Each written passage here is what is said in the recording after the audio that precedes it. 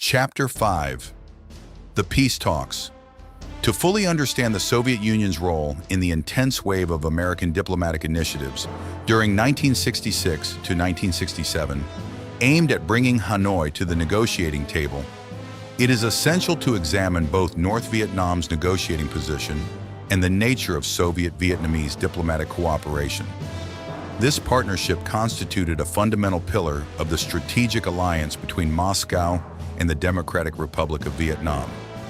The Kremlin understood that it could not establish itself as a credible ally merely by providing a steady flow of economic and military aid to the hardline leadership in Hanoi, nor by issuing rhetorical declarations of socialist solidarity. To preserve its standing, Moscow was compelled to engage in discreet, highly complex yet indispensable diplomatic efforts behind the scenes. It was on this diplomatic chessboard that the Soviet Union's desire to promote a negotiated settlement became most clearly apparent. The pursuit of peace can be seen as the overarching objective guiding virtually every move made by the Kremlin, whether through its own diplomatic initiatives or while acting in support of North Vietnam's international position. Part 1: Nuclear Anxiety and the China Factor. As a matter of strategic instinct, the Soviet leadership remained haunted by the prospect that a direct military confrontation with the United States could escalate into a catastrophic global war. This fear shaped virtually every aspect of the Kremlin's strategic thinking, leaving its leaders in a constant state of vigilance as they sought to prevent the Vietnam conflict from spiraling beyond control. The possibility that nuclear weapons might be used in Vietnam was regarded in Moscow as one of the most dangerous scenarios imaginable. The Kremlin monitored every indication of such a development with profound concern. Even more troubling was the fact that the United States was not the only potential source of nuclear escalation. By this time, China had already become a nuclear power, and the possibility that Beijing might one day transfer nuclear weapons technology, or even nuclear weapons themselves, to its North Vietnamese ally could not be dismissed entirely. However remote the likelihood, Soviet policymakers believed they could not afford to ignore any contingency capable of fundamentally altering the strategic balance. In August 1967, the KGB submitted a classified report to the Soviet Politburo, claiming that Beijing had pledged to provide the Democratic Republic of Vietnam with atomic bombs for use against major American military bases in South Vietnam, should the Pentagon initiate the first use of nuclear weapons in the Vietnam War. Soviet intelligence further recommended that this information be deliberately leaked to American diplomats stationed abroad. Although no archival evidence has yet surfaced showing that Moscow formally conveyed this warning to Washington, such a move would have been entirely consistent with two of the Soviet Union's principal strategic objectives.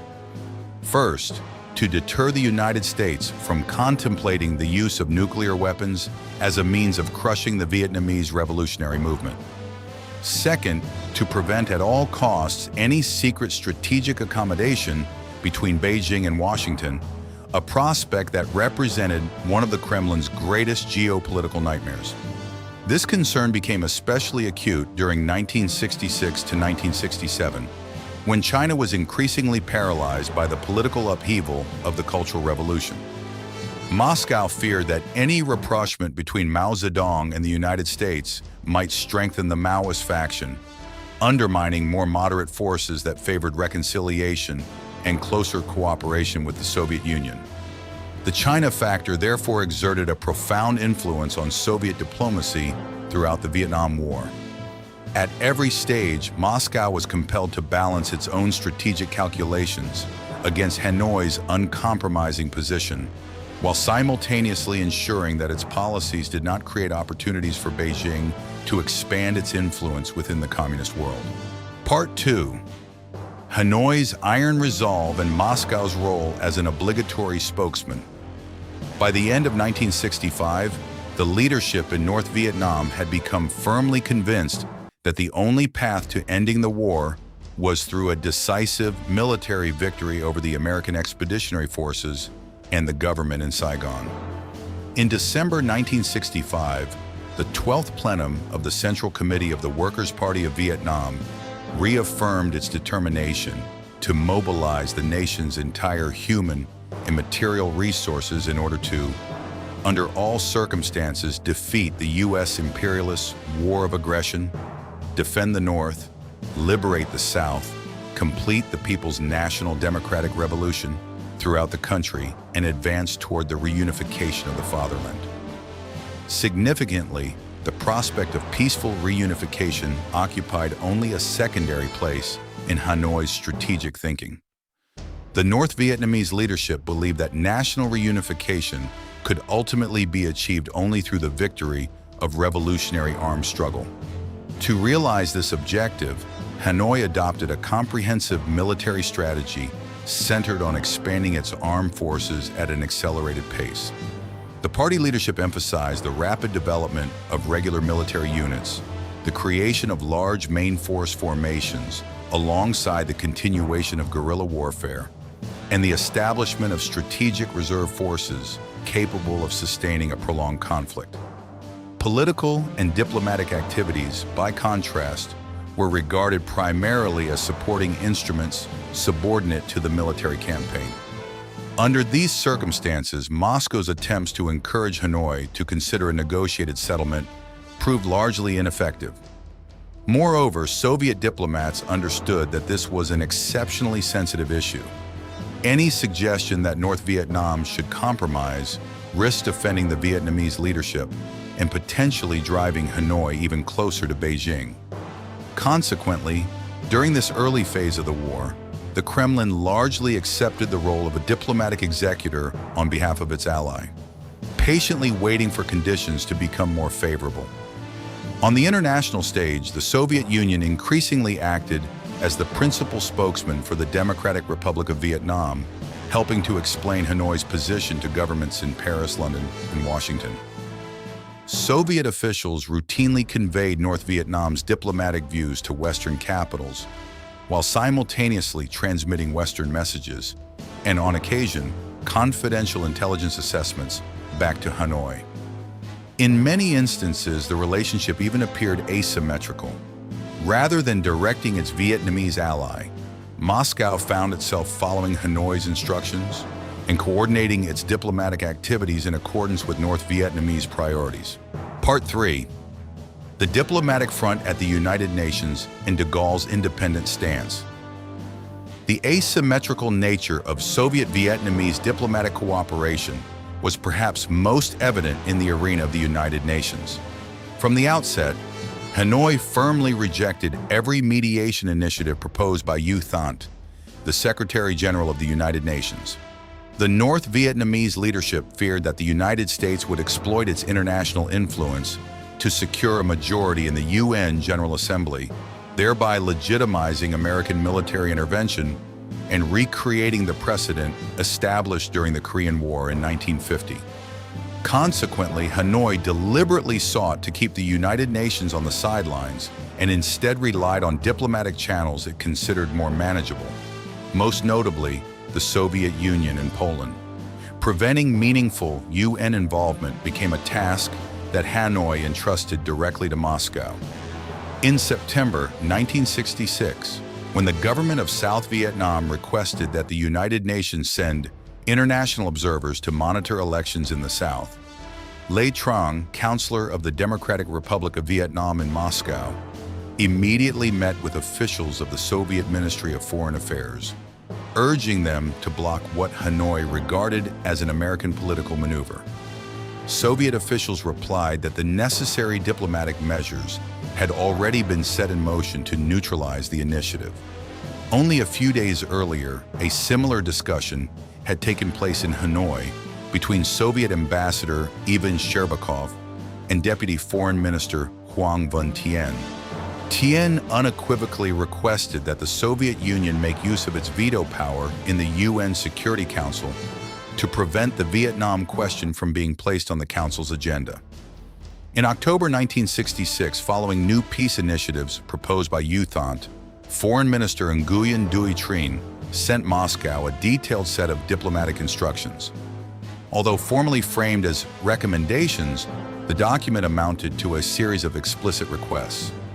The Soviet Union was expected to use its influence to encourage U Thant to adopt positions favorable to North Vietnam, prevent the UN General Assembly from issuing any declaration or resolution concerning the war, and, should such a resolution nevertheless be adopted, ensure that the Soviet Union and its Eastern European allies responded with vigorous public opposition.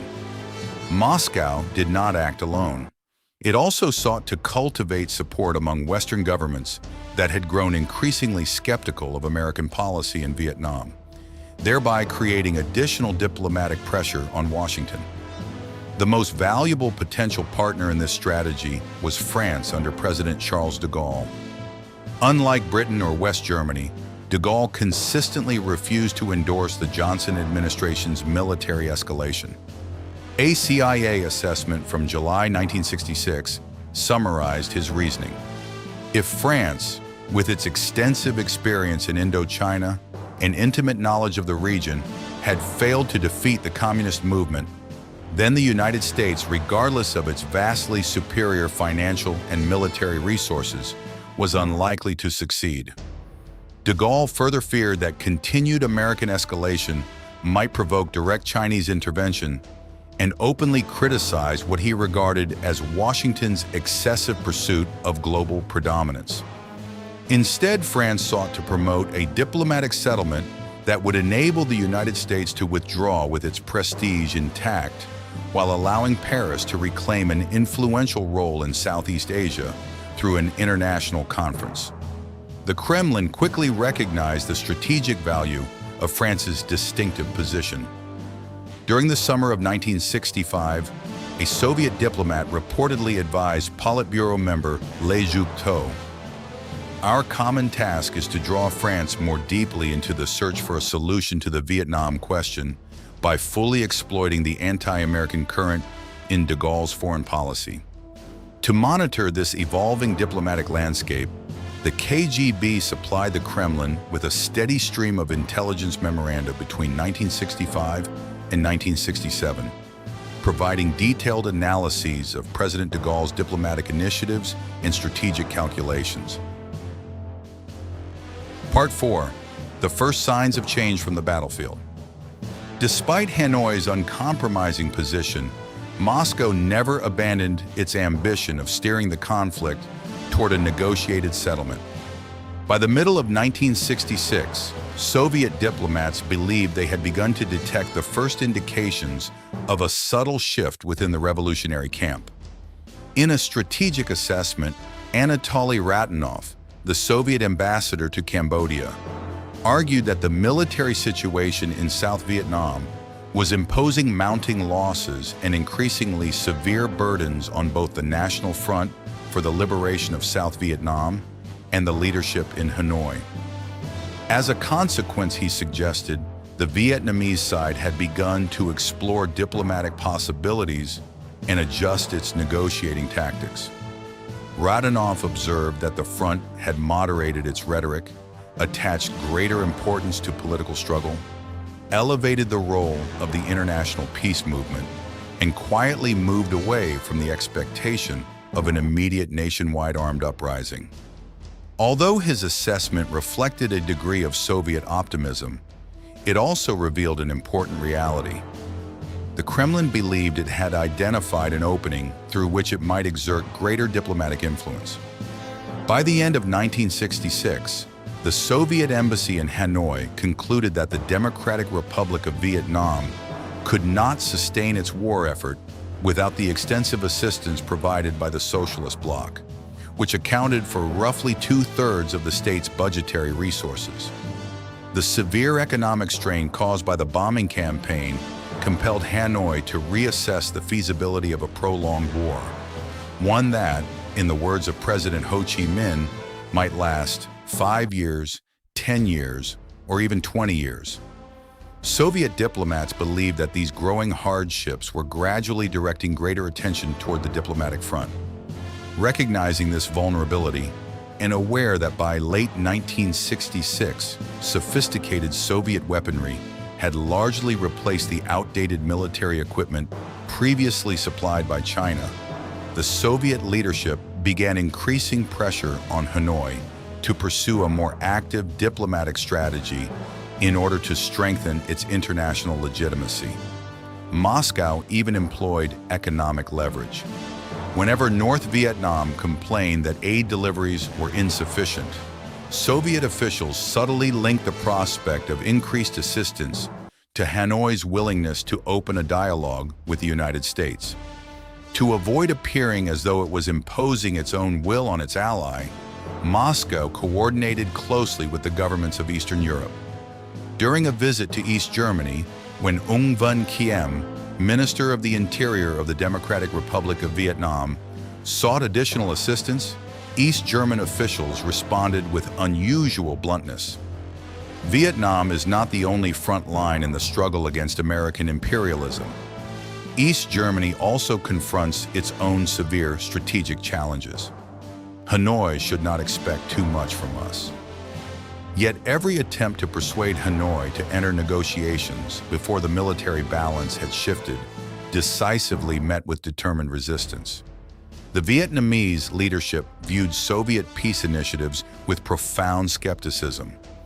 During a confidential conversation with the Soviet diplomat Privalov, General Nguyen Van Vinh, head of the party's Committee for National Reunification, articulated Hanoi's strategic reasoning with remarkable candor. Continuing the struggle is our only option. To enter negotiations now would be an act of political suicide. We have recently suffered setbacks against the Americans.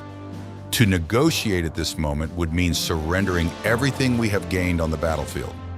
Even more seriously, it would jeopardize our alliance with China, which remains firmly opposed to any negotiated compromise. Part 5. The 37-day bombing pause and America's public diplomacy offensive. The deadlock in high-level diplomacy led Washington to deploy its own tactical initiatives in an effort to test Hanoi's resolve while simultaneously expanding the American military commitment in Vietnam. Toward the end of 1965, a psychological opportunity emerged when the National Front for the Liberation of South Vietnam's Liberation Radio unexpectedly proposed a 12-hour Christmas ceasefire. Seeking to regain the diplomatic and public relations initiative, officials at the U.S. Department of State persuaded President Lyndon B. Johnson to launch a far more ambitious proposal: the 37-day bombing pause, lasting from Christmas 1965 until the end of January 1966. According to declassified documents of the U.S. National Security Council, the primary purpose of the initiative was not simply diplomatic, but also political. The bombing pause was designed to shift responsibility for the continuation of the war onto the communist side and to demonstrate to international opinion that the United States had exhausted every reasonable avenue for peace before resuming military escalation. Johnson therefore mounted a worldwide diplomatic campaign. He sent personal letters to British Prime Minister Harold Wilson, West German Chancellor Ludwig Erhard, and French President Charles de Gaulle, while dispatching special envoys to capitals across the globe in an effort to build support for the initiative. Even senior American officials such as Chester Cooper later acknowledged that the extraordinary diplomatic activity of that winter was, in large measure, intended to enhance the international image of the White House, rather than to secure an immediate peace settlement. Throughout the 37-day pause, the Soviet Union occupied an inherently contradictory position. In his memoirs, Johnson recalled a private luncheon held in late November 1965 between Soviet Ambassador Anatoly Dobrynin and McGeorge Bundy, during which Dobrynin unexpectedly suggested a bombing suspension of 12 to 20 days in exchange for some indication of diplomatic flexibility from Hanoi. The episode suggested that Moscow had quietly explored the possibility of coordinating with Washington in an effort to encourage North Vietnam toward negotiations. Yet when Llewellyn Thompson formally informed Dobrynin of the bombing pause on December 18th, the Soviet ambassador immediately distanced himself from any mediating role, replying, I shall report this information to Moscow, but let me make it clear that I am not a courier for Hanoi. The Kremlin maintained this distance because it genuinely lacked confidence in its ability to predict North Vietnam's response. As Soviet counselor Zinchuk had previously admitted to William Bundy, Moscow had found no evidence whatsoever of flexibility within Hanoi's four-point proposal. Recognizing the Soviet leadership's awkward position, Johnson instructed Special Envoy W. Averell Harriman to undertake an intensive diplomatic tour of 11 countries, deliberately avoiding Moscow so as not to place the Kremlin in an embarrassing position. Harriman met with Władysław Gomułka in Poland, Josip Broz Tito in Yugoslavia, and Gamal Abdel Nasser in Egypt, using each encounter to transmit indirect messages to Alexei Kosygin.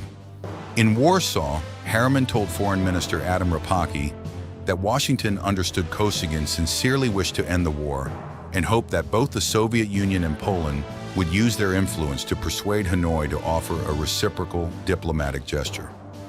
Responding to these signals, Polish Deputy Foreign Minister Jerzy Mikołajewski traveled to Hanoi in January 1966, remaining there for nearly 2 weeks after first stopping in Moscow to receive instructions. The mission ultimately failed, largely because of Chinese opposition. During his transit through China, Mikołajewski was received by 3 deputy foreign ministers, all of whom delivered the same uncompromising message: there must be absolutely no negotiations. Let the Americans sink ever deeper into the Vietnamese quagmire until they are destroyed there.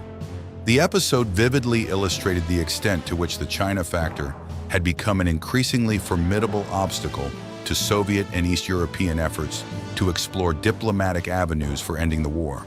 Part 6. Shelepin's failure and Hanoi's strategy of fighting while negotiating.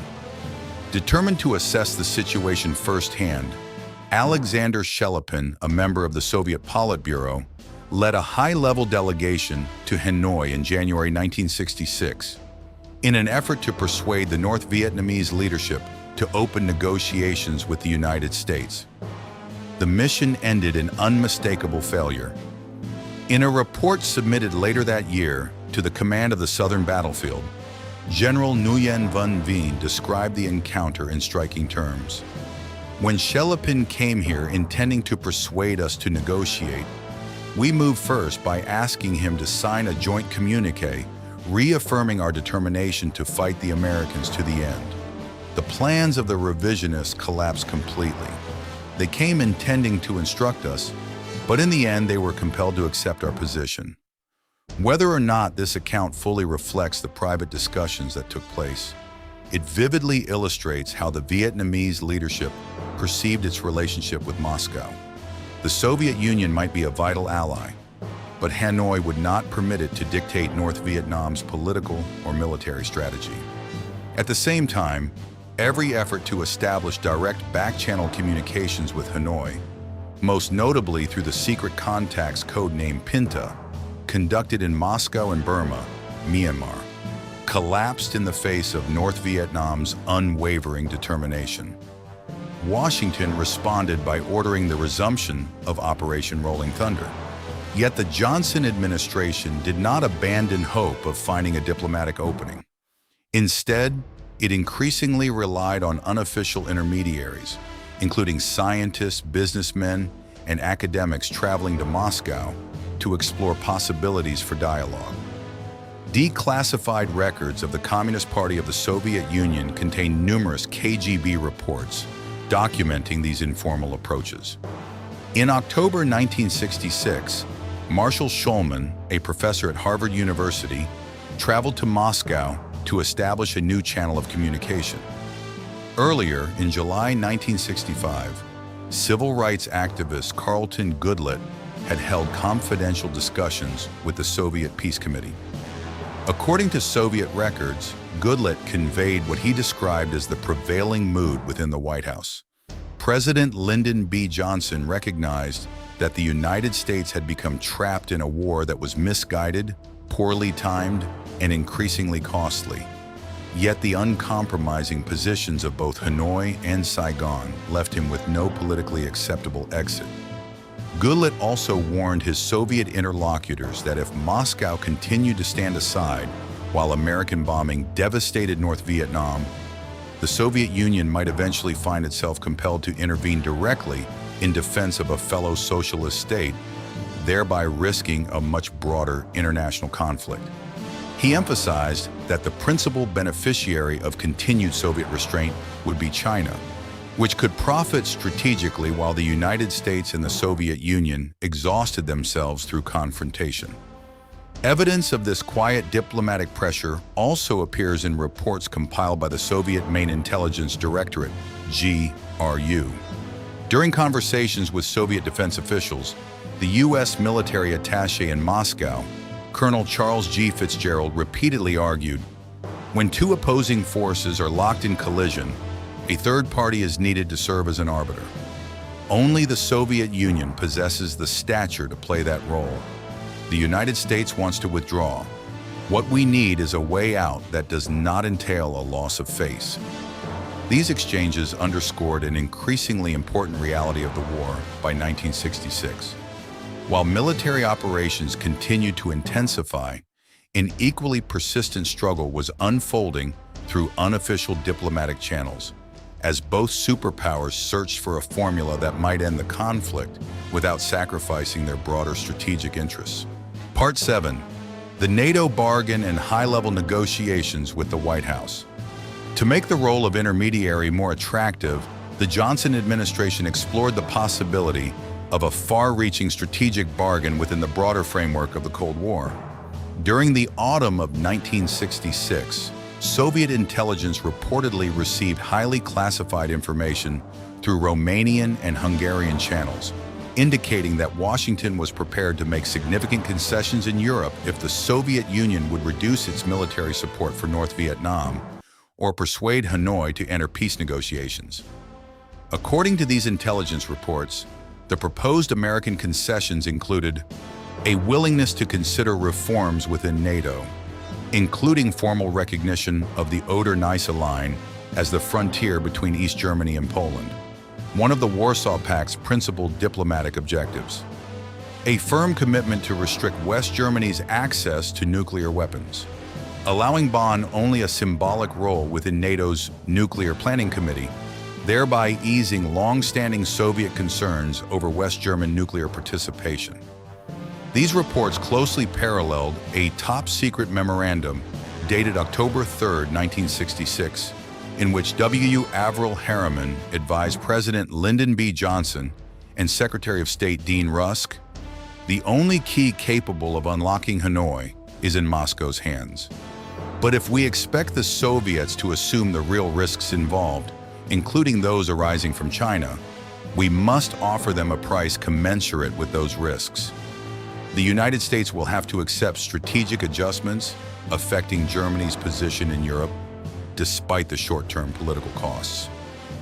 This reassessment reflected Washington's growing perception that subtle changes were emerging in Alexei Kosygин's public statements.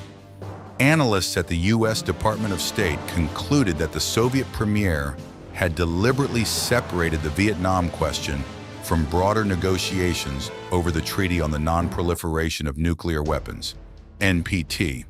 Kosygin had also refrained from personal attacks on President Johnson and appeared increasingly eager to revive the atmosphere of détente that had begun to emerge after 1963. Although Ambassador Llewellyn Thompson submitted a cautious assessment in July 1966, warning that ideological rigidity and internal contradictions within the Soviet leadership would continue to impede any genuine rapprochement, the White House nevertheless decided that the potential opportunity was too important to ignore. From Washington's perspective, if the Kremlin could be persuaded that progress in Europe and improvement in U.S.-Soviet relations were linked to diplomatic movement on Vietnam, Moscow might become more willing to encourage Hanoi toward negotiations, even if it could not compel its ally to compromise. Part 8. The historic Johnson-Gromyko meeting, October 1966. A significant diplomatic opportunity emerged in September 1966, when Soviet Foreign Minister Andrei Gromyko traveled to New York to attend the session of the United Nations General Assembly. During the visit, a senior member of the Soviet delegation quietly approached American officials, expressing Moscow's confidence in President Lyndon B. Johnson's sincerity and proposing a high-level meeting to discuss four major issues: Vietnam, arms control, the Outer Space Treaty, and a comprehensive nuclear test ban. Walt Rostow and W. Averell Harriman immediately prepared briefing materials for the president. They advised Johnson to emphasize his determination to improve U.S.-Soviet relations and to tell Gromyko candidly the United States would be profoundly grateful for any action the Soviet Union could take to help us resolve the Vietnam War. The summit meeting took place in the Oval Office on October 10, 1966, in what participants described as an unexpectedly cordial atmosphere. Gromyko abandoned the confrontational rhetoric that had often characterized earlier exchanges and delivered what appeared to be an important diplomatic signal. He declared that the Soviet Union was prepared to improve bilateral relations with the United States and conclude major international agreements without waiting for the Vietnam question to be resolved first. To Washington, this statement suggested that Moscow was eager to prevent the conflict in Southeast Asia from undermining broader superpower relations. American policymakers interpreted Gromyko's remarks as evidence that the Kremlin genuinely wished to contain the war and might be prepared to exert greater diplomatic influence on Hanoi, even if its leverage over its North Vietnamese ally remained inherently limited. Part 8. The historic Johnson-Gromyko meeting, October 1966.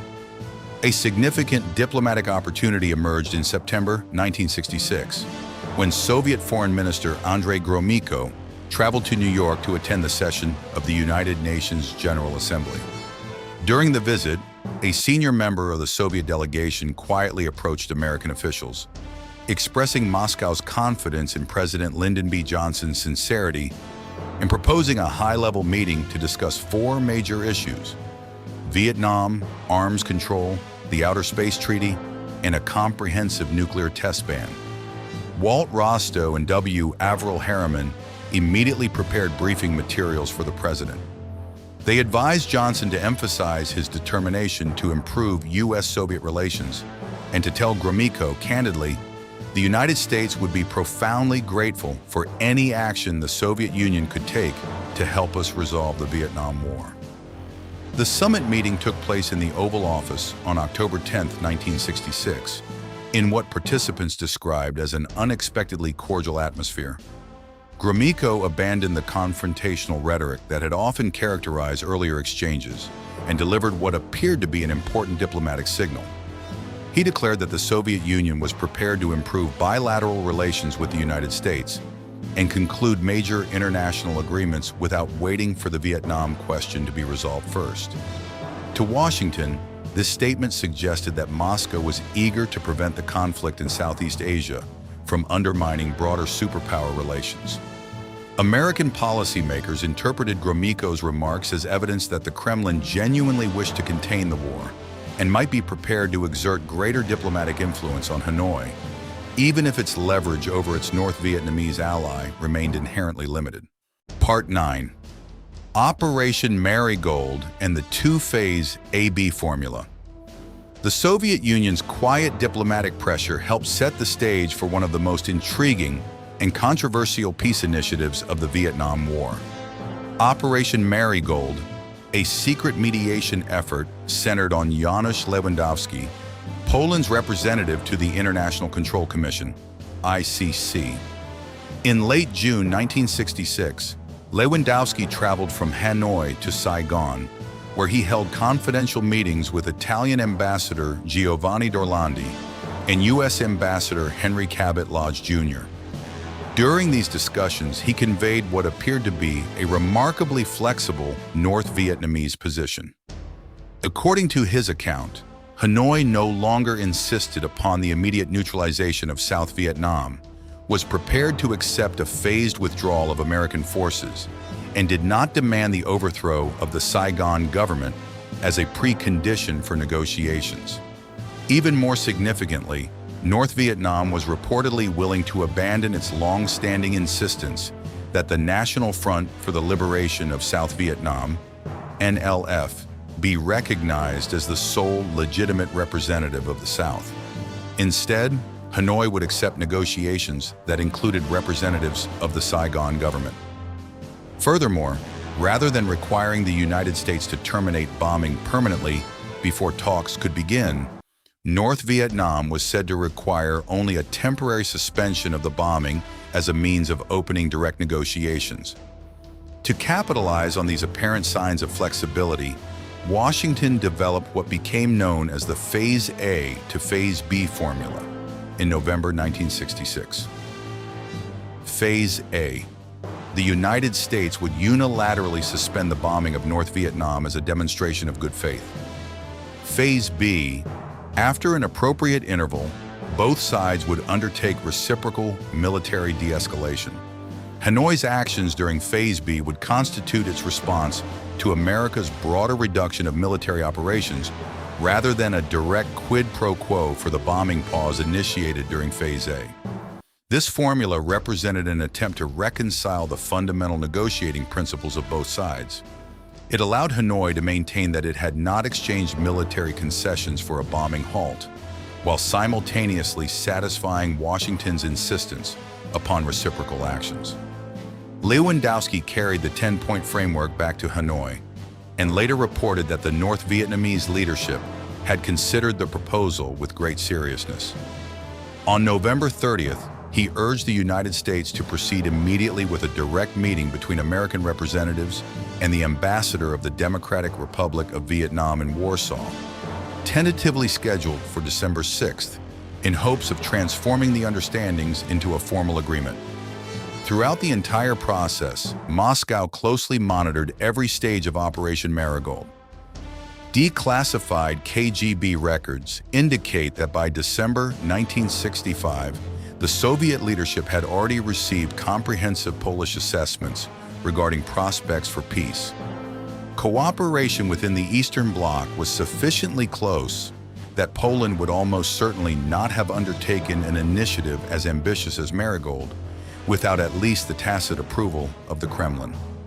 During confidential discussions in November 1966, Foreign Minister Andrzej Gromyko personally received reports from the Polish ambassador concerning the negotiations conducted by Lewandowski and Lodge. The Soviet leadership also sought to encourage Hanoi toward greater diplomatic engagement. In his 1966 political report, Soviet Ambassador Ivan Sherbakov wrote that the embassy had employed all available political influence to persuade North Vietnam to heed the advice of the Communist Party of the Soviet Union and to accept the opening of direct contacts with the United States by the end of 1966. Meanwhile, in Washington, Soviet chargé d'affaires Alexander Zinchuk quietly told William Bundy in late November 1966, "Hanoi is now genuinely serious about undertaking something substantive."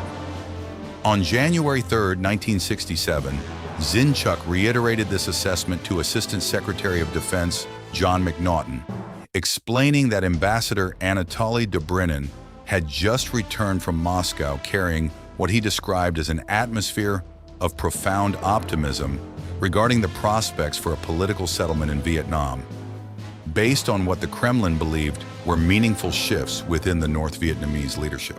Part 10. Bombs shatter Marigold and the coercive nature of American diplomacy. The historic promise of Operation Marigold was ultimately destroyed by a series of intense U.S. airstrikes on the outskirts of Hanoi between December 2nd to 4th and again from December 12th to 14th, 1966.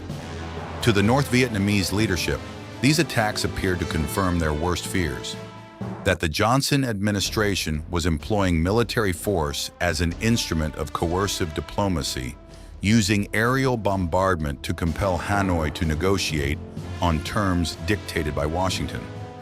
Despite desperate efforts by Henry Cabot Lodge Jr. and William Bundy to reassure Janusz Lewandowski that the raids had merely been previously scheduled missions delayed by unfavorable weather and were not intended to sabotage the diplomatic initiative, Hanoi refused to reopen the channel. the timing of the bombings also dealt a serious blow to Soviet confidence. According to American diplomatic records, Ambassador Anatoly Dobrynin expressed his frustration to Ambassador Llewellyn Thompson, reportedly remarking, "Your government is becoming impossible to understand. We simply cannot make sense of American policy anymore." Within the Kremlin, officials began asking whether the escalation reflected an internal conflict inside the U.S. government. Had military hardliners deliberately ordered the bombing to undermine President Johnson's diplomatic efforts? Or was Johnson himself attempting to combine peace negotiations with an intensified military campaign in pursuit of a decisive victory? From Washington's perspective, however, diplomacy and military operations were not contradictory but complementary instruments of statecraft. American strategic thinking assumed that carefully calibrated military pressure could be synchronized with diplomatic initiatives, allowing the United States to strengthen its bargaining position while simultaneously encouraging negotiations. In this conception, bombing campaigns and peace proposals were intended to reinforce one another rather than operate independently. The realities of war proved far less accommodating.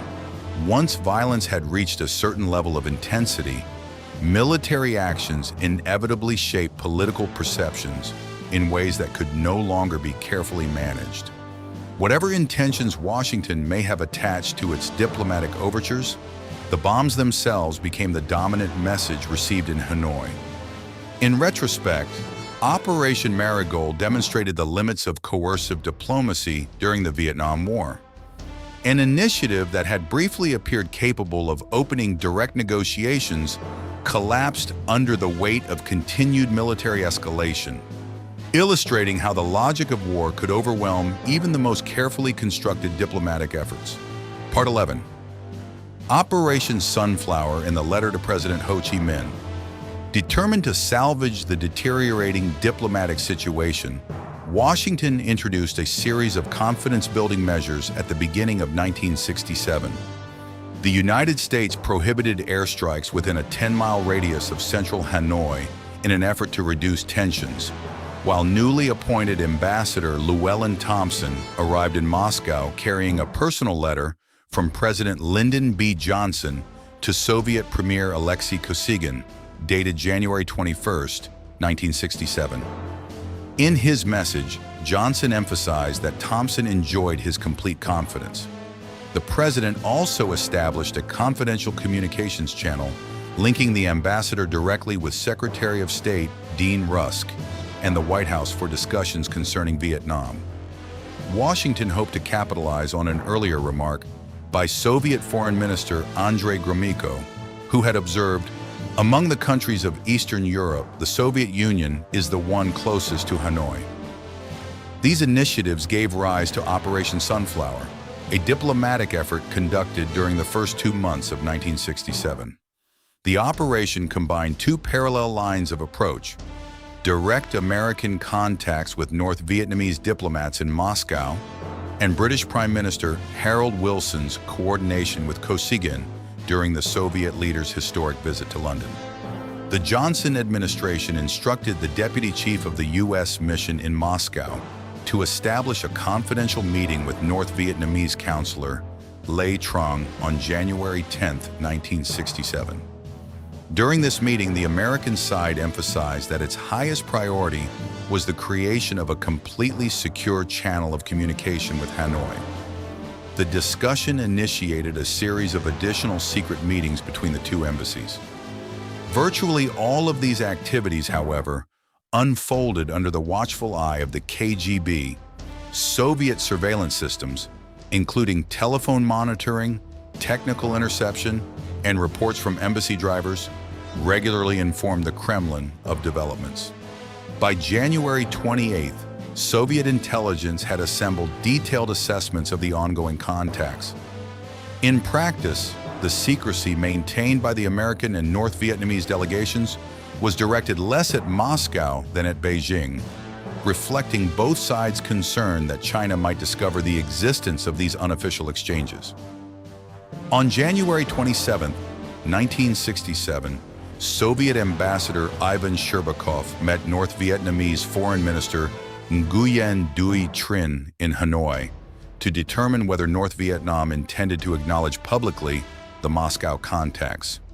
Trinh replied that the channel would remain strictly confidential and that only official diplomatic statements would be made public. The following day, Lê Trang delivered a firm written response to the American representatives. At the same time, North Vietnamese newspapers published an interview given by Nguyen Duy Trinh to journalist Wilfred Burchett, which effectively reversed the diplomatic flexibility that had appeared during Operation Marigold. Hanoi now declared that the United States must end the bombing of North Vietnam unconditionally and permanently before negotiations could begin, abandoning the earlier position that a temporary suspension might suffice to open talks. The shift signaled a return to North Vietnam's original, uncompromising negotiating position. In Washington, officials feared that the Soviet Union might publicly endorse Hanoi's new demand. The U.S. Department of State therefore instructed the American embassy in Moscow to launch a diplomatic counteroffensive, insisting that any suspension of the bombing would have to be accompanied by a corresponding reduction in North Vietnamese military infiltration into South Vietnam. The collapse of the more flexible atmosphere that had briefly emerged after Operation Marigold demonstrated once again how fragile the diplomatic process had become. Despite the existence of multiple secret channels, the fundamental disagreement over the conditions for opening negotiations continued to prevent meaningful progress toward a political settlement. Part 12. The strategic dialogue between Pham Van Dong and Shcherbakov. On January 30, 1967, Soviet Ambassador Ivan Shcherbakov met personally with Prime Minister Pham Van Dong to present Moscow's latest proposals for a peaceful settlement of the Vietnam conflict. During the discussion, Pham Van Dong firmly reaffirmed the position recently articulated by Foreign Minister Nguyen Duy Trinh, declaring, "The struggle on the diplomatic front will be extraordinarily difficult. We are pursuing a strategy of fighting while negotiating, but at this stage the military struggle remains primary. Diplomacy serves only a supporting role, advancing our military and political objectives." The statement underscored Hanoi's strategic doctrine. Negotiations were not regarded as an alternative to the battlefield, but as an instrument designed to complement military operations. Political and diplomatic initiatives would therefore proceed only insofar as they strengthened North Vietnam's overall war effort. At the same time, the meeting appears to have produced an important development. According to Soviet accounts, Pham Van Dong authorized the Soviet Union to take a more active role in exploring American intentions and identifying Washington's negotiating limits and red lines. Rather than acting merely as a passive conduit for messages, Moscow was now permitted to conduct its own diplomatic soundings with the United States. If interpreted accurately, this represented a significant evolution in Soviet-North Vietnamese cooperation. For the first time during the war, Hanoi appeared willing to grant the Kremlin greater latitude in conducting behind-the-scenes diplomatic contacts with Washington. While North Vietnam maintained its uncompromising public position, it simultaneously acknowledged that Soviet diplomacy could play a useful role in assessing the prospects for future negotiations. This development did not signal any abandonment of Hanoi's military strategy. Instead, it reflected an increasingly pragmatic recognition that diplomacy and military operations would have to proceed in parallel, with the Soviet Union assuming a more active role in managing the complex international dimensions of the conflict, while North Vietnam continued to pursue its objectives on the battlefield. Part 13. The diplomatic drama in London. Johnson's 10-hour ultimatum. Armed with what he believed to be a crucial opening from Hanoi, Alexei Kosygin arrived in London on February 6, 1967, for an official visit to the United Kingdom that coincided with the Lunar New Year, Tet ceasefire. British Prime Minister Harold Wilson greeted the visit with considerable optimism, believing that the Soviet Premier was prepared to move beyond strict neutrality and join Britain as co-chairman of the 1954 Geneva Conference in guiding the parties toward peace negotiations. In Washington, however, President Lyndon B. Johnson viewed these developments with deep skepticism. In his memoirs, he later wrote, "If the Soviets truly possessed Hanoi's peace formula, they would have come directly to me instead of working through a third party such as Wilson." Johnson dispatched Chester Cooper to London as his liaison officer, although one of Cooper's practical responsibilities was to monitor the British initiative and ensure that Wilson did not claim diplomatic credit at America's expense. The White House feared that the British government might leverage American prestige to secure its own diplomatic triumph. Throughout the visit, Kosygin sought to persuade Wilson and Foreign Secretary George Brown that the recent interview given by Nguyen Duy Trinh offered the most promising basis for renewed negotiations. He proposed that Britain and the Soviet Union jointly encourage Johnson to accept Hanoi's public position as the foundation for dialogue.